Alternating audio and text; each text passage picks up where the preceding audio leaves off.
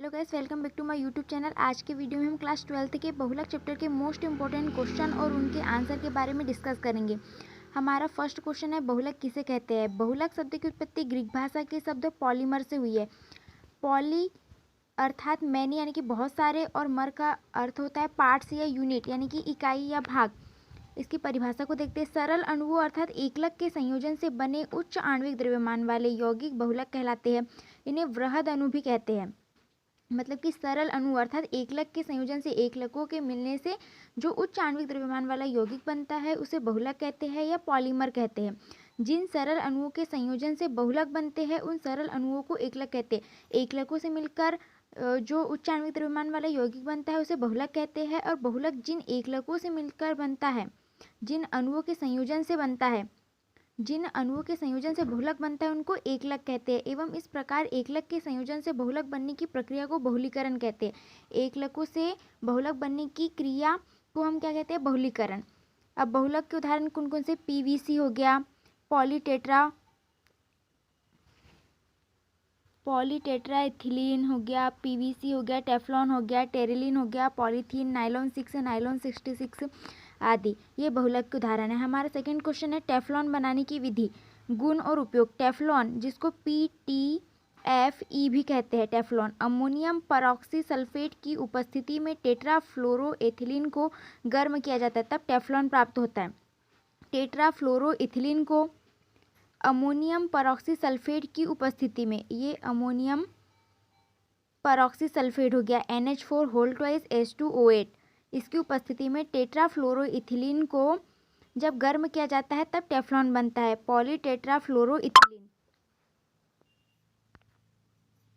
इसकी गुण क्या क्या है कि यह बहुत कठोर पदार्थ होता है, यह ऊष्मा का प्रतिरोधी होता है, यह रासायनिक रूप से अक्रिय होता है।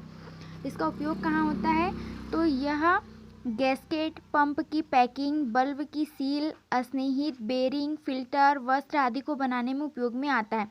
फिर है, एथिलीन से पॉलीथीन किस प्रकार बनाते हैं, समीकरण लिखना है।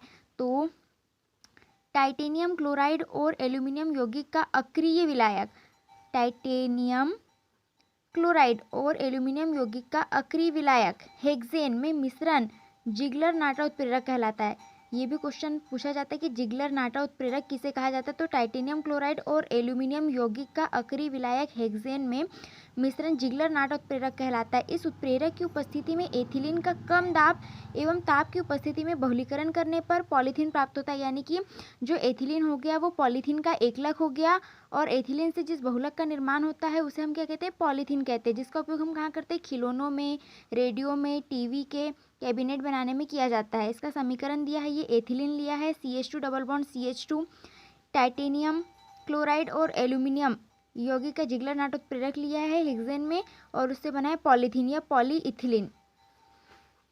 हमारा नेक्स्ट क्वेश्चन है, PAN या ऑर्लोन क्या है, इसे कैसे बनाया जाता है। PAN या ऑर्लोन, PAN का फुल फॉर्म होता है पॉली एक्राइलोनाइट्राइल। एक बहुलक है जिसे परऑक्साइड उत्प्रेरक की उपस्थिति में एक्राइलोनाइट्राइड या विनाइल क्लोराइड के बहुलीकरण द्वारा प्राप्त किया जाता है। जो PAN होता है या ऑर्लोन होता है, इसे एक्राइलोनाइट्राइल या विनाइल क्लोराइड के बहुलीकरण से प्राप्त किया जाता है। अर्थात इसका एकलक हुआ एक्राइलोनाइट्राइल, और एक्राइलोनाइट्राइल या विनाइल क्लोराइड से जिस यौगिक का निर्माण होता है उस बहुलक का नाम क्या है, ऑर्लोन है। यहाँ पर इसका समीकरण दिया है कि एक्राइलोनाइट्राइल के बहुलीकरण से ऑर्लोन का निर्माण हुआ।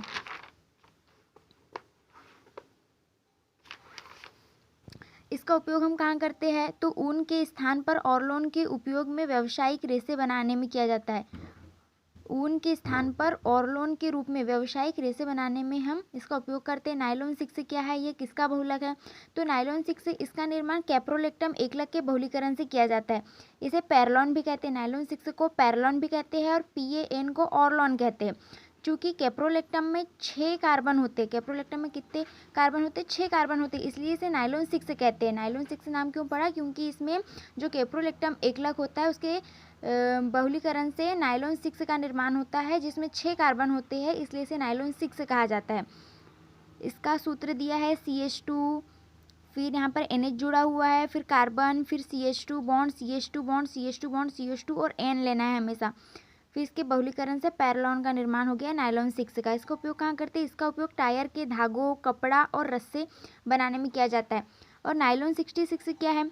इसे हेक्सामेथिलीन डाई एमीन और एडीपी अम्ल के संघनन बहुलीकरण से बनाया जाता है। किसके किसके? हेक्सामेथिलीन डाई एमीन और एडीपी अम्ल, ये दो चीज़ों को याद रखना है। इनके बहुलीकरण से नायलॉन 66 का निर्माण किया जाता है। इसके दोनों एकलक में 6 कार्बन होते हैं। हमने पहले बताया कि नायलॉन 6 में 6 कार्बन होते हैं, इसलिए इसे नायलॉन 6 कहते हैं। कैप्रोलेक्टम जो होता है उसमें 6 कार्बन होते हैं इसलिए, और इसमें डबल है नायलॉन 66 है, यानी कि 6 कार्बन होगा, इसलिए इसे नायलॉन 66 कहते हैं।